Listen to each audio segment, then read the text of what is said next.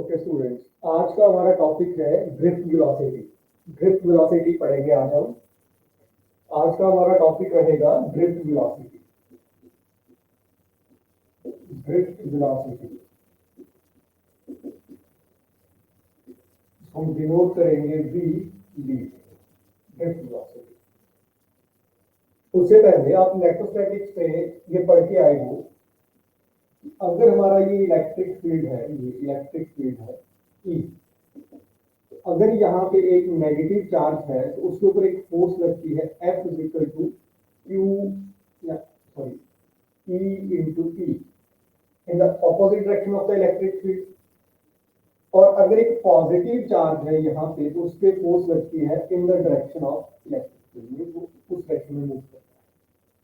ये इलेक्ट्रोस्टैटिक में आपको बात याद होगी। अब इसको स्टार्ट करने से पहले अभी जो कल टेस्ट लिया था उसका डिस्कशन हम बाद में करेंगे, ठीक है। अभी इसको ड्रिफ्ट वेलोसिटी को कंप्लीट कर लेते हैं, तो जो टेस्ट की डिस्कशन है वो बाद में करेंगे। इसको मैसेज जो आप कर रहे हो उसको बाद में करते हैं। तो ड्रिफ्ट वेलोसिटी को देख लो। अब क्या हुआ, अब ऐसा करिए, एक कंडक्टर लीजिए। हमने ये एक कंडक्टर लिया, बहुत ध्यान से बहुत प्यार से इस कहानी को समझना, पूरी समझ आएगी। ये कंडक्टर लिया आपने। अब इस कंडक्टर को कोई बैटरी वगैरह कुछ नहीं लगाएंगे, इस कंडक्टर को बोलेंगे आइसोलेटेड कंडक्टर। जब तक इसको बैटरी बुटरी कुछ नहीं लगाएंगे, वैसे ही पड़ा हुआ है कंडक्टर, तो इसको बोलेंगे आइसोलेटेड कंडक्टर। Isolated conductor. मान लीजिए इस कंडक्टर को कोई अगर एक्सटर्नल इलेक्ट्रिक फील्ड अगर इस डायरेक्शन में दिया जाता है, ई एक्सटर्नल इलेक्ट्रिक फील्ड को दिया जाता है, तो क्या होगा, जो नेगेटिव इलेक्ट्रॉन्स होंगे वो सारे इस तरफ आ जाएंगे, है ना, इस तरफ मूव कर जाएंगे, इलेक्ट्रॉन्स इस तरफ मूव कर जाएंगे, और पॉजिटिव चार्ज सारा यहाँ आ जाएगा, पॉजिटिव चार्ज इस तरफ चला जाएगा। इलेक्ट्रोस्टैटिक्स में ये चीज क्लियर हो चुकी है आपको, ये बात समझ में आई। और एक चीज हमें पता है कि जो नेट इलेक्ट्रिक फील्ड होता है inside the conductor that is zero. हम पढ़ के आए हैं, ई नेट जो है वो जीरो है।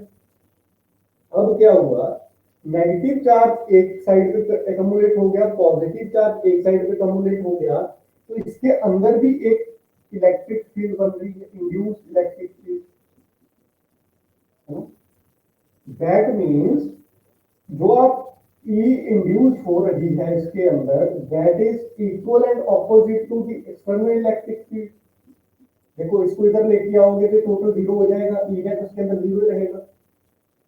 इसको इस तरफ लेके आओगे तो ई नेट जीरो हो जाएगा ना, तो टोटल जीरो ही रहेगा। इट मीन्स जैसे जैसे अगर आप इलेक्ट्रिक फील्ड को इंक्रीज करते जाएंगे, इलेक्ट्रिक फील्ड बढ़ता जाएगा, तो इंड्यूस्ड जो है इसके अंदर इलेक्ट्रिक फील्ड उतना ही बढ़ता जाएगा। मतलब कंडक्टर के अंदर एक कैपेसिटी है, एक क्षमता है कि अगर आप इलेक्ट्रिक फील्ड को, एक्सटर्नल इलेक्ट्रिक फील्ड को इंक्रीज करते हो, उसके अंदर उतना एक इंड्यूस्ड इलेक्ट्रिक फील्ड बनता जा रहा है, और नेट इलेक्ट्रिक फील्ड जो जीरो है।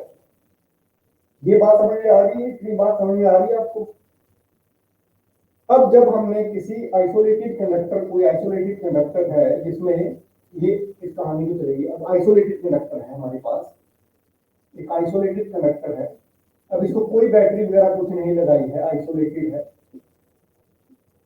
तो due to thermal energy due to temperature और हीट, थर्मल एनर्जी की वजह से, थर्मल एनर्जी पता ही है ना, ड्यू टू हीट और टेम्परेचर, हीट और टेम्परेचर की वजह से जो फ्री इलेक्ट्रॉन्स है वो मूव करेंगे, इसके अंदर मूव करेंगे, एक साइड इकट्ठे हो जाएंगे, कुछ इस तरफ इकट्ठे हो जाएंगे। जो इलेक्ट्रॉन मूव करता है उसकी वेलोसिटी जो होती है वो नियरली 10⁵ मीटर पर सेकंड होती है। जो किसी कंडक्टर के अंदर इलेक्ट्रॉन मूव करते हैं, जो उसकी वेलोसिटी होती है वो 10⁵ मीटर पर सेकंड के अराउंड होती है। मतलब इतनी वेलोसिटी के साथ कोई इलेक्ट्रॉन जो है कंडक्टर के साथ मूव करते हैं, ठीक है। अब जब इलेक्ट्रॉन इसके अंदर मूव करेंगे, यहाँ पे इलेक्ट्रॉन मूव कर रहे हैं, ये इलेक्ट्रॉन, काफी सारे इलेक्ट्रॉन है जो मूव कर रहे हैं। अब होता क्या है कि इलेक्ट्रॉन जो मूव करता है ऐसे ऐसे जिगजैग, तो बहुत हाई स्पीड के साथ इलेक्ट्रॉन मूव कर रहा है ऐसे। तो आपको क्या लग रहा है कि इलेक्ट्रॉन की वेलोसिटी इंक्रीज हो रही है, देखो ना ऐसे बहुत फास्ट कर रहा है और एक्सीलरेट हो रहा है ना। इलेक्ट्रॉन जो है वो इस तरह से यहाँ पे गया, यहाँ पे आया, यहाँ पे आया, यहाँ पे आया, यहाँ पे आया, यहाँ पे आया, यहाँ पे आया। तो इलेक्ट्रॉन बहुत फास्ट मूव कर रहा है, ऐसा लग रहा है आपको, उसकी वेलोसिटी इंक्रीज हो रही है और उसमें एक्सीलरेशन प्रोड्यूस हो रही है, लग रहा है ना सर कि ऐसे जा रहा है, बहुत तेज जा रहा है। उसके अंदर एक्सेलरेशन प्रोड्यूस हो रही है और उसकी कॉन्टिन्यूसली वेलोसिटी चेंज हो रही है ना। अब जब इलेक्ट्रॉन जो मूव करता है, मान लीजिए ये इलेक्ट्रॉन है, तो ये मूव किया, पहले यहां पे आया, अब हुआ क्या, इसकी जो वेलोसिटी है वो चेंज नहीं होती। अब होगा क्या, मान लीजिए यहां से ये आया, तो यहाँ पे एक एटम है, क्योंकि इलेक्ट्रॉन्स कहां से निकलते हैं, एटम से। कनेक्टर में नंबर ऑफ एटम्स है, नंबर ऑफ इलेक्ट्रॉन्स निकलेंगे हर एटम से।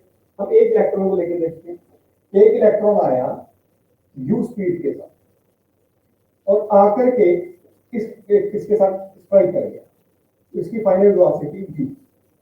अब दोबारा इसकी वेलोसिटी यहाँ 0 हो जाएगी, फिर ये दोबारा यहां से यहां पे चला, है ना, फिर यहाँ पे कुछ एटम है उसके साथ स्ट्राइक कर गया, है ना, फिर वेलोसिटी 0 होगी, फिर यहां से यहां चला होगा, फिर यहाँ पे गया, फिर इसकी वेलोसिटी 0 होगी फिर से।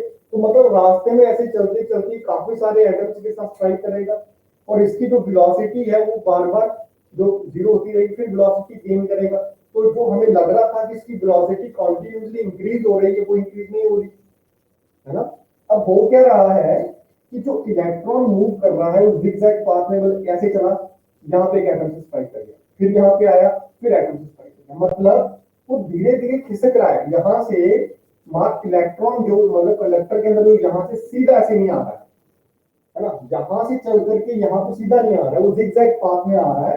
कुछ इस तरह से यहाँ से इलेक्ट्रॉन चला है, यहाँ से चला है, अभी इलेक्ट्रॉन यहाँ पे, तो यहाँ पे स्ट्राइक कर गया किसी ने, तो यहाँ से हल्का सा वो स्ट्राइक करके इस तरफ आता है, तो हल्का सा यहाँ से यहाँ डिस्प्लेस हुआ, तो यहाँ से यहाँ तक जो डिस्प्लेस हुआ इसको बोलेंगे ड्रिफ्ट वेलोसिटी।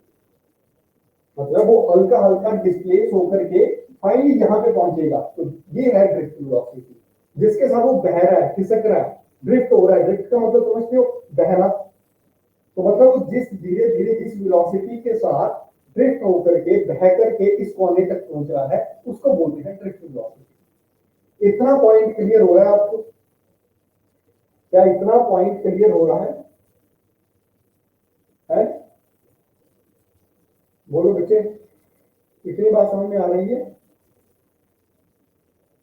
डेफिनेशन हम बाद में लिखते हैं इसकी, डेफिनेशन आप छोड़ दो फिलहाल, डेफिनेशन बाद में देखेंगे, डेफिनेशन को एक्सप्लेन करते हैं। पहले इतनी जो थ्योरेटिकल पार्ट है मोटी मोटी वो चीज समझ आ रही है कि ड्रिफ्ट वेलोसिटी क्या हुई, कि इलेक्ट्रॉन जब वो मूव कर रहा है, इलेक्ट्रॉन मूव कर रहा है, ड्रिफ्ट कर रहा है, खिसक रहा है, तो इस तरह से धीरे धीरे धीरे धीरे खिसक के अपने यहाँ पे पहुंच रहा है।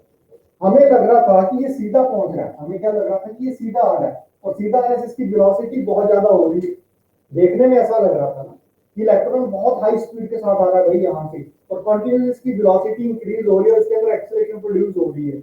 लेकिन ऐसा नहीं है, वो रास्ते में काफी सारे एटम्स के साथ स्ट्राइक करता जा रहा है, तो एटम से स्ट्राइक करने की उसकी वेलोसिटी फिर 0 हो रही है, फिर से वेलोसिटी गेन कर रहा है, फिर 0 हो रही है, फिर वेलोसिटी गेन कर रहा है, तो धीरे धीरे धीरे धीरे खिसक रहा है, धीरे धीरे ड्रिफ्ट हो रहा है ना उस तरफ। तो जिस वेलोसिटी के साथ वो ड्रिफ्ट हो रहा है उसको बोलेंगे ड्रिफ्ट वेलोसिटी। क्या इतनी कहानी क्लियर हो रही है आपको? चलो, अब क्या हुआ देखो, एक एटम, एक अगर हम कंडक्टर की बात करें या एक एटम की बात करें, उसके अंदर नंबर ऑफ इलेक्ट्रॉन्स है ना। मान लीजिए यहाँ पे हमारा इलेक्ट्रॉन फर्स्ट है, यहाँ पे कुछ इलेक्ट्रॉन सेकंड है, यहाँ पे कुछ इलेक्ट्रॉन थर्ड है, यहाँ पे इलेक्ट्रॉन फोर है, यहाँ पे इलेक्ट्रॉन फाइव है। तो ये कुछ इस तरह से गया, ये हो सकता है कुछ इस तरह से चला गया हो, ये कुछ इस तरह से चला गया हो, ये इस तरह से चला गया हो, जिगजैग मोशन रहती है, तो ये कुछ इस तरह से चला गया। मान लीजिए ये क्या है, u1 वेलोसिटी के साथ, ये u2 के साथ, ये u3 के साथ, ये u4 के साथ, ये u5। तो ये क्या हुआ, इनकी जो एवरेज वेलोसिटी है, देखो ये हर इलेक्ट्रॉन जो है अलग अलग वेलोसिटी के साथ जा रहा है ना, हर इलेक्ट्रॉन अलग अलग वेलोसिटी के साथ। तो इनकी एवरेज वेलोसिटी की बात करें, u एवरेज की बात करें, तो हो जाएगी u1 plus u2 plus u3 plus so on un upon n। अब हम क्या मान के चलते हैं कि जो इसकी जो इलेक्ट्रॉन्स की एवरेज है वो जीरो है। देखो, तो ये वाला इलेक्ट्रॉन कुछ वेलोसिटी के साथ इस तरफ गया, ये कुछ इलेक्ट्रॉन इस वेलोसिटी के साथ कुछ इस तरफ गया, है ना। तो ये इलेक्ट्रॉन कुछ इस तरफ गया, ये कुछ इस तरफ गया, तो हमने वो फाइनली हम क्या बोलते हैं कि जो पूरे सिस्टम की, इस पूरे सिस्टम की एवरेज वेलोसिटी है वो जीरो है। यू एवरेज क्या है पूरे सिस्टम की, जीरो है। एवरेज वेलोसिटी जीरो हो सकती है, एवरेज स्पीड नहीं, क्योंकि स्पीड क्या होती है, ये कभी जीरो नहीं हो सकती। स्पीड क्या होती है, total distance upon total time. तो डिस्टेंस तो कवर कर ही रहा इलेक्ट्रॉन, है ना। यहां से यहां पे क्या होगा, फिर यहां से यहां कितने डिस्टेंसेस कवर किए होंगे, यहां से यहां पे, यहां से यहां पे, यहां से यहां पे, जितने भी डिस्टेंस, तो सबका एड अप करेंगे तो स्पीड जीरो नहीं होगी, है ना। यू एवरेज मीन वेलोसिटी, इसकी वेलोसिटी जो है वो जीरो हो सकती है। वेलोसिटी जीरो हो सकती है, स्पीड जीरो नहीं हो सकती है ना। तो एवरेज वेलोसिटी जो है सिस्टम की वो जीरो है। नहीं, अगर सिंपल एक इलेक्ट्रॉन की भी बात करें, एक इलेक्ट्रॉन की भी अगर हम बात करें, सिस्टम से पास एक इलेक्ट्रॉन उठा लो, एक इलेक्ट्रॉन की भी एवरेज वेलोसिटी जीरो ही है। मतलब एक इलेक्ट्रॉन पहले यहां गया, फिर यहां पे आया, फिर यहां से यहां गया, फिर यहां से यहां पे आया, इसका जो नेट, हम नेट मान के चलते हैं, नेट जो है वो भी जीरो है। अगर एक सिंगल इलेक्ट्रॉन की एवरेज देखी जाए, एवरेज देखी जाए तो वो भी जीरो है। एवरेज समझते हो ना, total displacement upon total time. तो जो टोटल डिस्प्लेसमेंट है वो जीरो है, इसको एक कंसीडर किया था। तो यू एवरेज जो है, एवरेज वेलोसिटी सिस्टम के अंदर जो इलेक्ट्रॉन्स की है वो जीरो। और एक आपको ये भी पता ही है, एवरेज स्पीड जो है वो ज्यादा होती है as compare to the average velocity. ये तो आपके लेवल से पढ़ के आए हैं। एवरेज स्पीड जो है, average speed is greater than equal to average velocity. ये तो आपको पता ही होगा, इसको भी याद रखना। Average speed is greater than equal to average velocity, ये लेवल की क्लास में है, ठीक है। तो अब देखते हैं इसको, आगे देखते हैं थोड़ा सा, इतनी बात क्लियर होगी आपको। चलो अब देखते हैं इसको। वॉइस नहीं क्लियर आ रही है, आप रिकनेक्ट करो इसको। आप डिस्कनेक्ट करके रिकनेक्ट कर लो, अगर वॉइस की दिक्कत आ रही है तो रिकनेक्ट कर लो। अभी हमारे पास ये कंडक्टर था,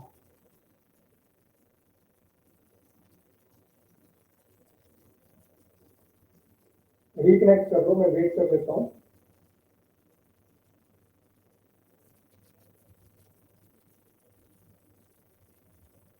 ये कंडक्टर था जिसमें ये एक्सटर्नल इलेक्ट्रिक है ना, और यहाँ पे नेगेटिव चार्ज अकोमोडेट होगा, और यहाँ पे positive.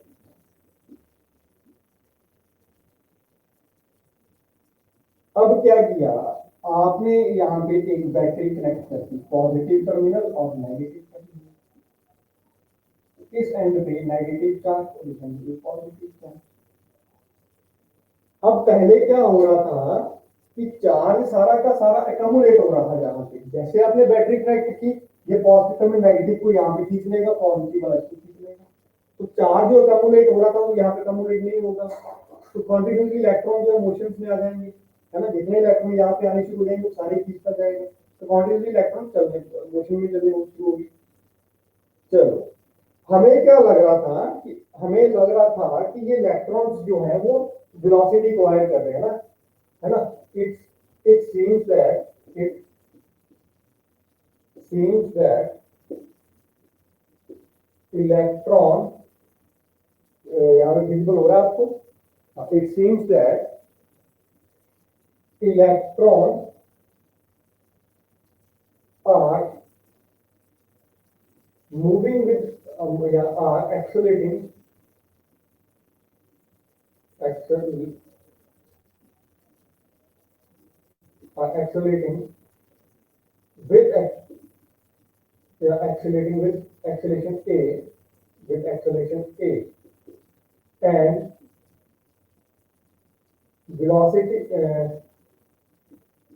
velocity continuously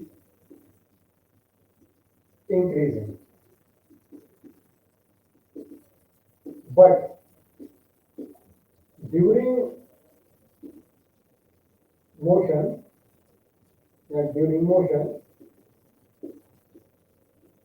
electron collides with another atoms, and their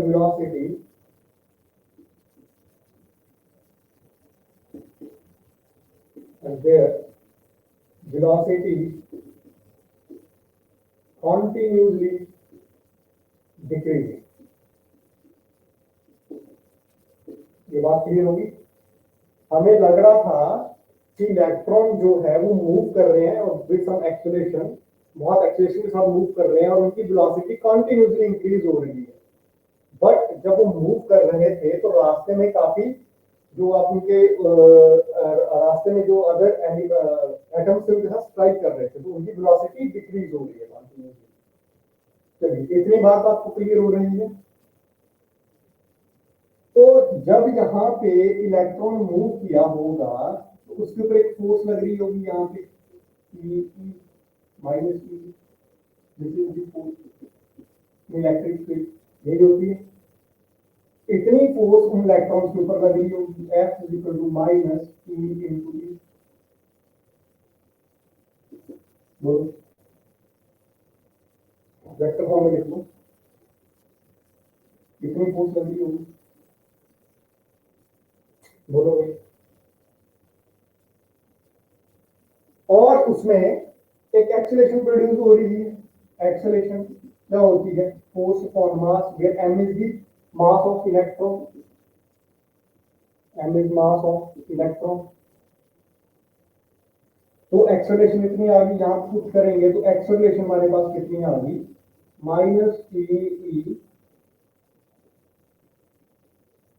upon, ये उसके अंदर एक एक्सेलरेशन हमें लग रहा है प्रोड्यूस हो, लेकिन उसकी वेलोसिटी कंटिन्यूअसली डिक्रीज हो रही है।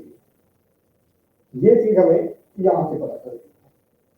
अब क्या होता है कि जब मान लीजिए यहां से एक इलेक्ट्रॉन चला, मूव किया, और यहां पे एक एटम के साथ ये स्ट्राइक कर गया, ठीक है, यहां से ये इनिशियल वेलोसिटी u के साथ चला, ठीक है, तो यहां से ये यहां से u वेलोसिटी के साथ पहुंचा, और फिर यहां से ये यहां पे आया, तो इसके साथ स्ट्राइक करेगा से यहां पे इसकी फाइनल वेलोसिटी ली। तो दो कोलिजन्स के बीच की जो टाइम होता है उसको हम बोलते हैं रिलैक्सेशन टाइम, उसको डिनोट करते हैं टॉ के साथ।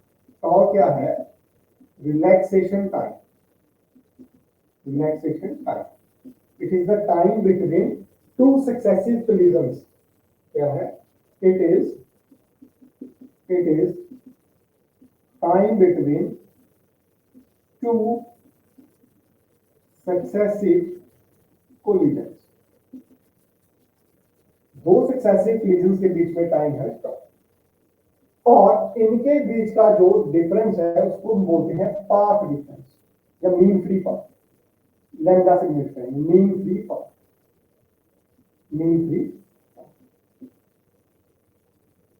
कि यहां तक बात क्लियर हो रही है तो बोलो, जहां तक आपको बात क्लियर हो रही है टेक्स्ट करो।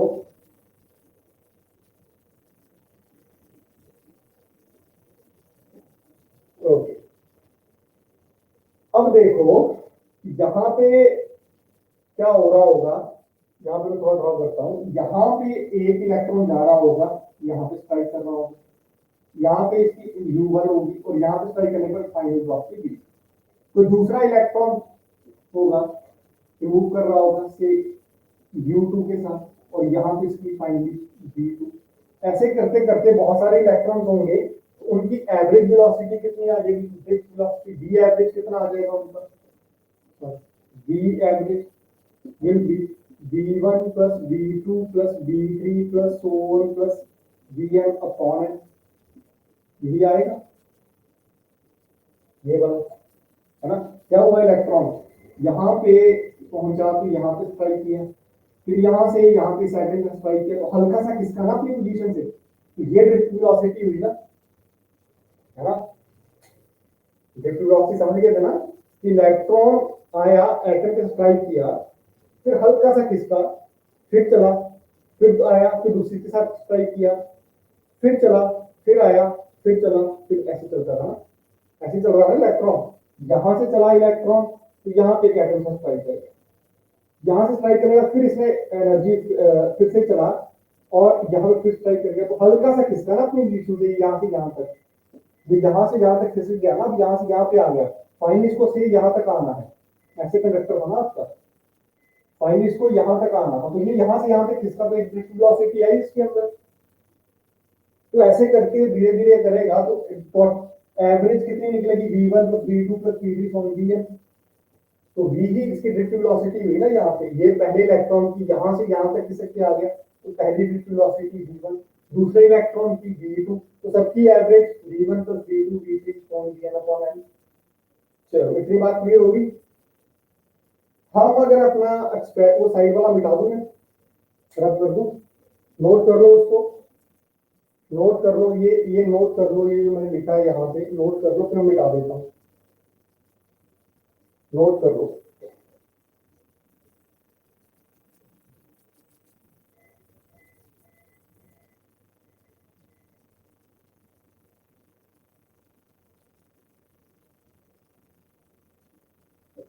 जब नोट हो जाए डन लिख दीजिए नीचे, नोट हो जाने के बाद डन लिख दीजिए।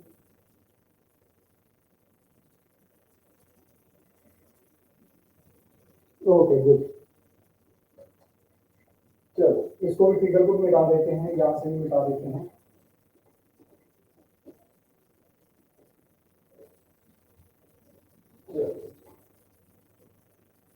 इस चीज को भी यहाँ रहेगा, इसको अब हमें पता है, हमारे पास एक्सप्रेशन होता है B is equal to U plus AT, तो ये क्या आ जाएगा आपका, V1 is U1 plus acceleration सबकी एक जैसी रहेगी, relaxation time is tau1, time सबका अलग अलग हो सकता है स्ट्राइक करने का, एक्सेलरेट तो सारे एक ही एक्सीलरेशन के साथ हो रहे हैं ऐसा लग रहा है, तो टाइम तो डिफरेंट हो सकता है, सबसे T1 हो उसका tau2 हो, अगले वाले का tau3 हो, है ना, सबका टाइम डिफरेंट हो सकता है ना स्ट्राइक करने का। ओके, तो यहां से अगर हम देखें तो ये आएगा V1 U1 A1 tau, अगर V2 की बात करें तो आएगा U2 प्लस A3 tau, अगर V3 की बात करें तो ये आएगा U3 plus A tau, so on करते करते Vn हमारा कितना आ जाएगा Un प्लस A tau, इन सबको ऐड करें, इन सबका ऐड करें, है ना, यही बनेगा ना ऐड ऑन, इन सबको ऐड करो, जब इन सबको ऐड करोगे तो ये बनेगा U1 प्लस U2 प्लस जितना भी आपका U3 प्लस तो करते करते कहां तक आपका UN प्लस A कॉमन आ जाएगा सब में, A कॉमन ले लो, क्या आएगा tau1 plus tau2 plus tau3 plus तो करते करते कहां तक tau n। ये वाली वैल्यू जब यहां पुट करेंगे तो हमारे पास V एवरेज कितना बना, V average is U1 plus U2 plus so UN plus A common tau1 plus tau2 plus so on करते करते tau n अपॉन n, इतना ही बनेगा, है ना। अब इसको आप ऐसे भी लिख सकते हैं, यहाँ पे इस वाले को मतलब यहाँ पे ऐसे रहेंगे, इसको हम आगे ऐसे लिख सकते हैं V average is equal to U1 plus U2 plus जहां तक भी आपका सोन UN अपॉन n प्लस जो आगे वाली को नीचे लिखा हूं, यहाँ पे व्हाइट बोर्ड विजिबल नहीं है, प्लस आगे वाली term A tau1 plus tau2 plus tau n upon n, ये सारी टर्म क्या है हमारी U एवरेज, यही है ना U एवरेज, और हमने क्या भी डिफाइन किया था, यू एवरेज जो है सिस्टम की जीरो रहती है, तो ये जीरो बन गई। तो V average is zero plus A tau 1 plus tau 2 plus so on tau n upon n। तो ये क्या बन जाएगा, average relaxation time, V average is A tau average. कितनी बात क्लियर हुई, कितनी बात क्लियर हुई?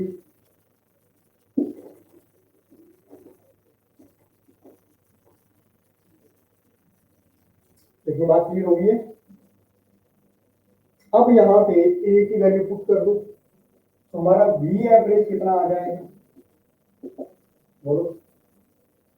ए की वैल्यू कितनी आई हमारी, ए की वैल्यू ये वाली ई ई अपॉन एम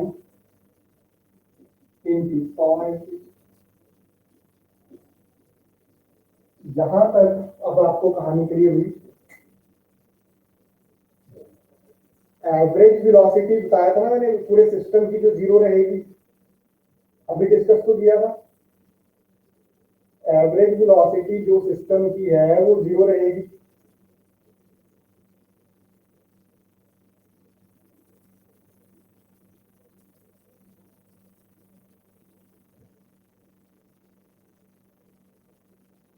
अभी जब स्टार्ट किया था क्लास को तो मैंने डिस्कस किया था ना, average velocity of the system will be zero.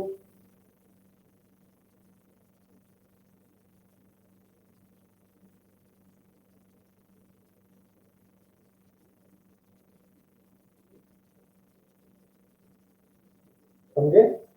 अब यही आपकी एवरेज वेलोसिटी ड्रिफ्ट वेलोसिटी बनी ना, धीरे धीरे वो इलेक्ट्रॉन तो किसी के आगे आ रहा था अपनी स्पेस से, तो आप इसको बोलोगे BD इज माइनस लगाना होगा E M upon tau average. इतनी बात क्लियर होगी, इतनी बात क्लियर होगी। इसको नोट कर लो पहले इतना, फिर उसमें रब करके आगे चलता हूं। इसको नोट कर लो, नोट कर लो पहले, फिर आगे चलते हैं।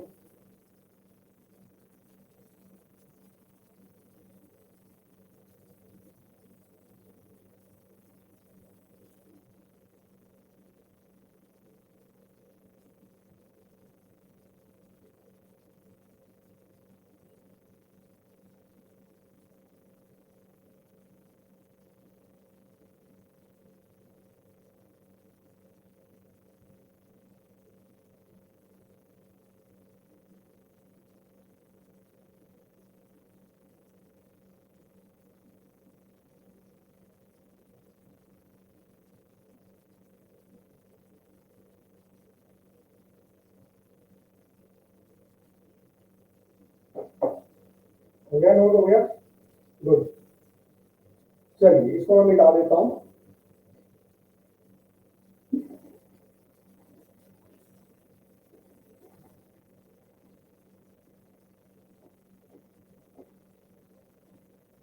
एक एक्सप्रेशन हमारे पास वेलोसिटी का इस फॉर्म है। अभी हमारे पास क्या था, ये कंडक्टर था और इसको यहाँ पे आपने बैटरी लगा दी, जिसका पोटेंशियल मान ली इस कंडक्टर की लेंथ एल है और इलेक्ट्रिक फील्ड ई। आप एक एक्सप्रेशन पढ़ के भी आए थे, याद है आपको, dv is minus E dot D R, है ना, याद है?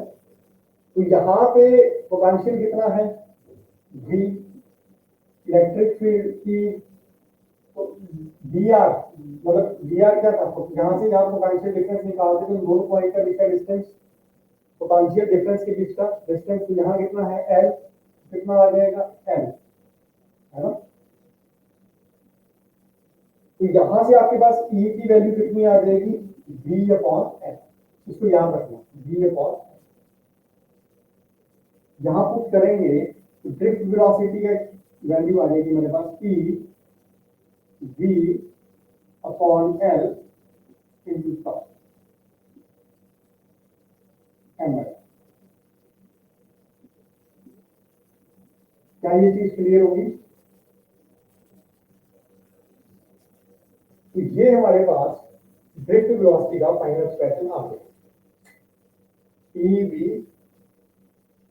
ml × ये ड्रिफ्ट वेलोसिटी का एक एक्सप्रेशन आ गया हमारे पास। इतनी बात समझ में आ गई है, इसको अच्छे से नोट कर लो, एक बार देख लो।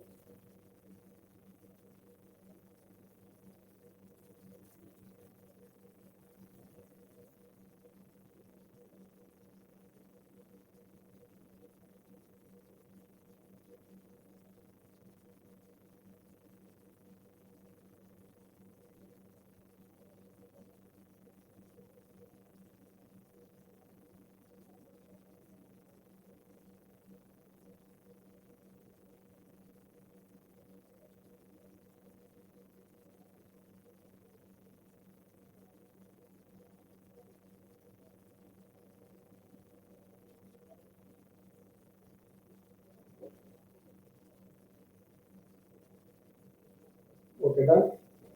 चलो अब हम करते हैं relation between drift velocity and, ये जो एक्सप्रेशन आई को साइड पे कहीं लिख लेते हैं, तो इसको यहीं रहने दो, इसको रब कर लेते हैं। Relation between drift velocity and current, relation between drift velocity and current, current और ड्रिफ्ट वेलोसिटी के बीच में क्या रिलेशन। अब ये हमारे पास एक कंडक्टर है ना?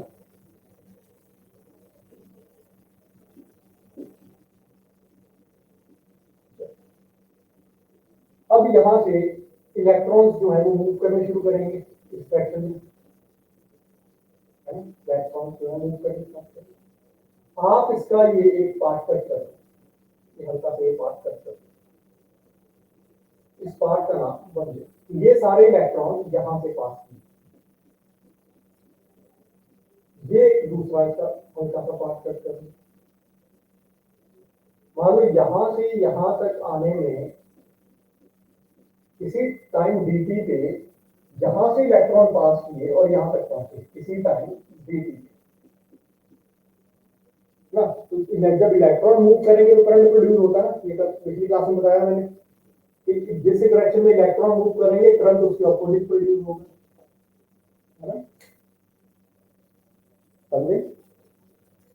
तो ये इलेक्ट्रॉन ने कुछ इसका एक पार्ट कट कर लिया, यहां से यहां तक dt टाइम में गए तो कुछ करंट प्रोड्यूस होगा यहाँ पे डी,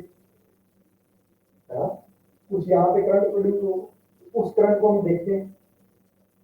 अब क्या हुआ कि ये इलेक्ट्रॉन तो कॉन्टिन्यूसली पीछे से आ रहे हैं, कॉन्टिन्यूसली पीछे से आ रहे हैं, तो dt टाइम के अंदर क्या होगा, जब इसमें से ये इलेक्ट्रॉन पास किए तो पीछे से और भी आएंगे, तो इस रीजन के बीच में भी तो इलेक्ट्रॉन आ जाएंगे, सारे इलेक्ट्रॉन कहाँ पहुंच जाएंगे, यहाँ dt टाइम में, है ना, ये जब यहां से क्रॉस किए तो ये सारे आ गए हैं, पीछे से तो इलेक्ट्रॉन आ रहे हैं, मूव कर आ रहे हैं, तो जब ये यहां से ये इलेक्ट्रॉन पास किए होंगे, ये यहां से यहां आए होंगे, पीछे वाले तो आगे ना, पीछे वाले तो आगे, और ये आगे वाले फिर इसमें चलेंगे, ये आगे वाले फिर इसमें चलेंगे, ये कॉन्टिन्यूसली ऐसे चेन में चल रहे हैं, है ना।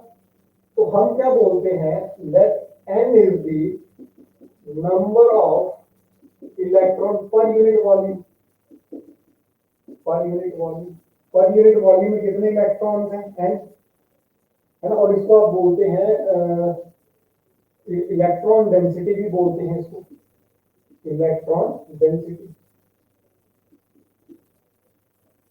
Electron density, free electron density बोला होगा इसके अंदर, फ्री इलेक्ट्रॉन डेंसिटी बोला होगा।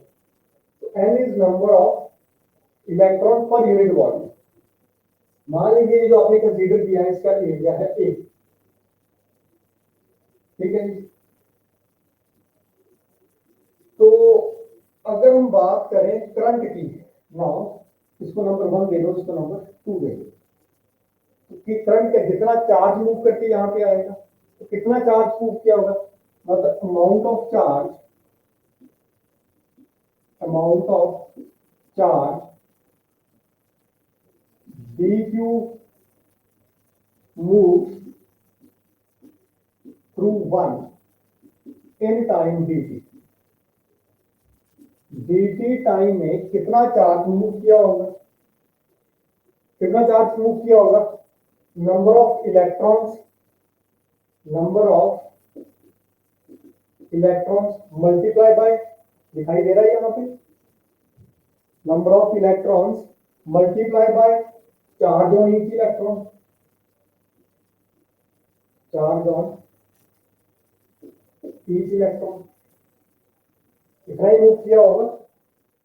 इसको मैं थोड़ा सा अगर लिखता हूँ आपको दिखाई दे, तो dq कितना मूव किया होगा, number of electrons per unit volume में कितने इलेक्ट्रॉन्स हैं, इतनी वॉल्यूम में कितने इलेक्ट्रॉन्स आ गए, वॉल्यूम कैसे होती है, एरिया इनटू दिस, नहीं समझे,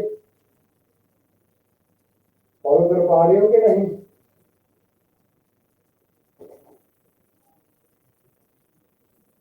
बताओ भाई, ट्राई करो।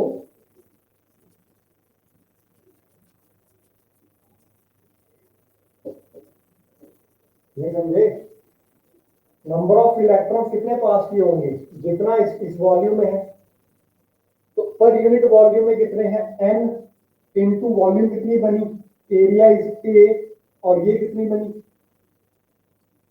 vdt इंटू vdt,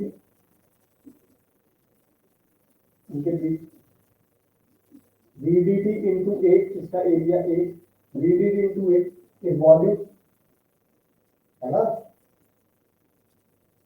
या ऐसे लिख लो, कितने कितना कितना आपका इसके अंदर टोटल इलेक्ट्रॉन कितने होंगे, number of electron per unit volume, number of electron per unit volume into volume of shaded portion, volume of shaded portion into charge on each electron की, तो number of electron per unit volume n, volume कितना आ गया उसका, into A vdt into E, this is dq, ये dt को नीचे लेके आओ, तो dq upon dt is na e, ये डायरेक्ट वेलोसिटी है, vdt is equal to v ddt, ये समझे,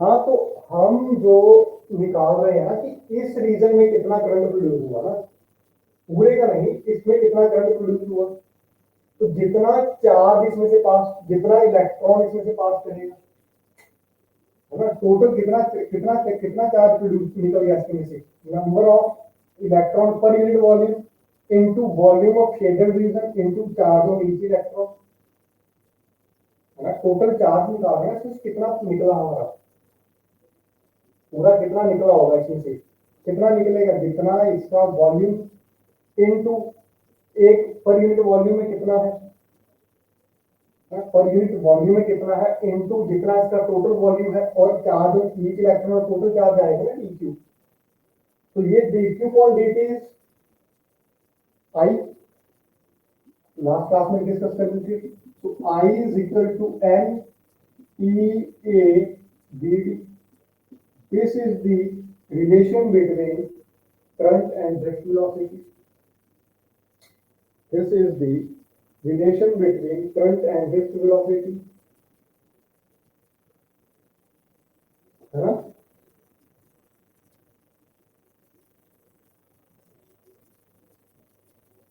इसको नोट करो,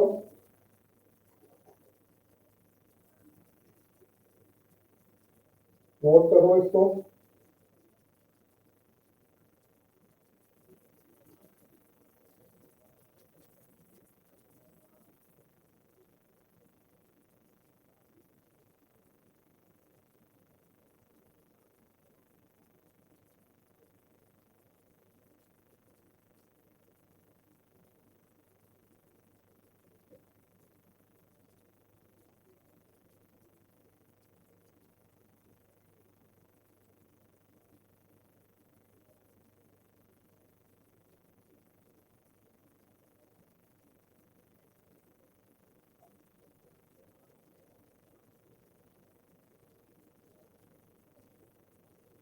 नोट कर लो।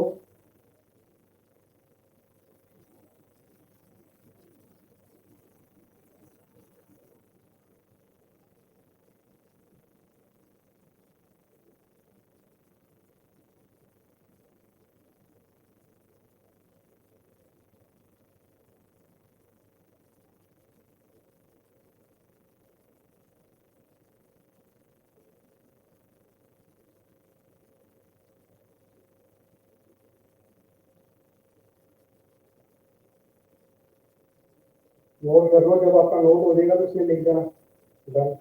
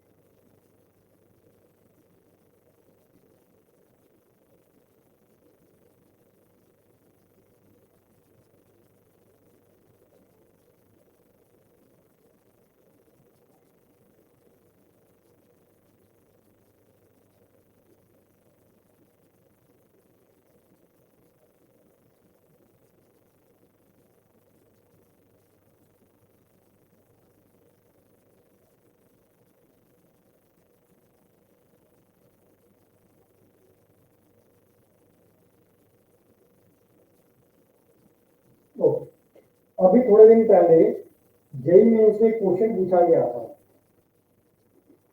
कि क्वेश्चन क्या था कि drift velocity is directly proportional to root of electric field, then which is the graph of between potential and current? Option A था ये वाला, वी आई, इसकी स्केल। सेकंड ऑप्शन था V I like, and third one था V आई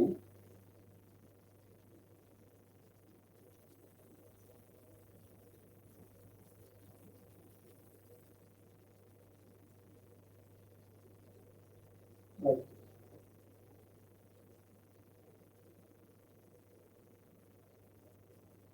ये भी JEE Mains से recently एक क्वेश्चन पूछा गया था, drift velocity is directly proportional to the square root of electric field। तो ग्राफ बी और आई के बीच का ग्राफ कैसा होगा, क्या आप इसको अटेम्प्ट कर सकते हो?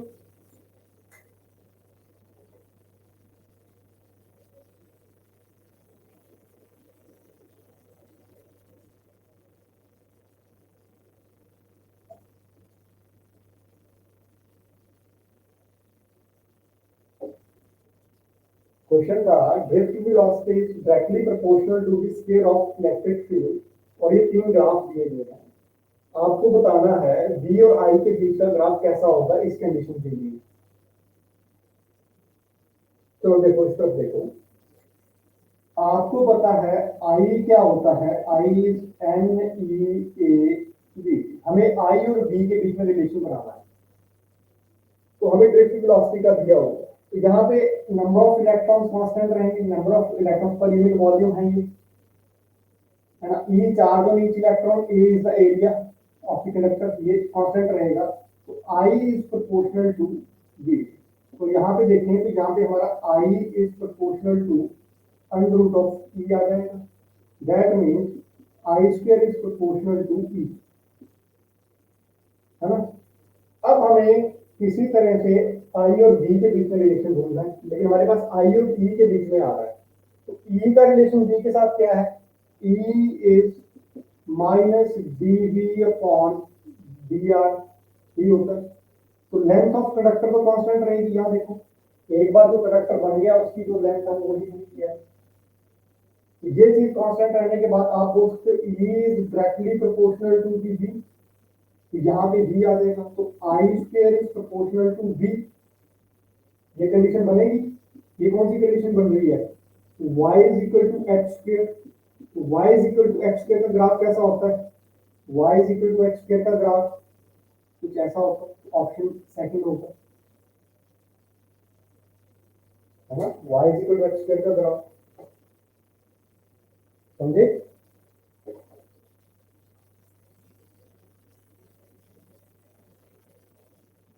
समझे, तो ये एक सिंपल सा ऐसा क्वेश्चन था, कंसेप्ट बेस्ड क्वेश्चन था, this was in JEE Mains, तो जेईई मेंस में ये पूछा गया।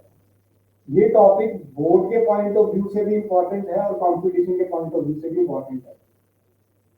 ड्रिफ्ट वेलोसिटी का करंट के साथ रिलेशन और ड्रिफ्ट वेलोसिटी का कंसेप्ट, ये दोनों इंपॉर्टेंट हैं for the point of view of competition and for the point of view of board examination. Board examination और इसके लिए इंपॉर्टेंट रहेंगे, इसको अच्छे से पढ़ो, रिवाइज करो, ओके। और इसके जो क्वेश्चंस वगैरह होंगे वो हम एक्स्ट्रा क्लास में करेंगे, ठीक है। इसको अच्छे से रिपीट कर दो आज।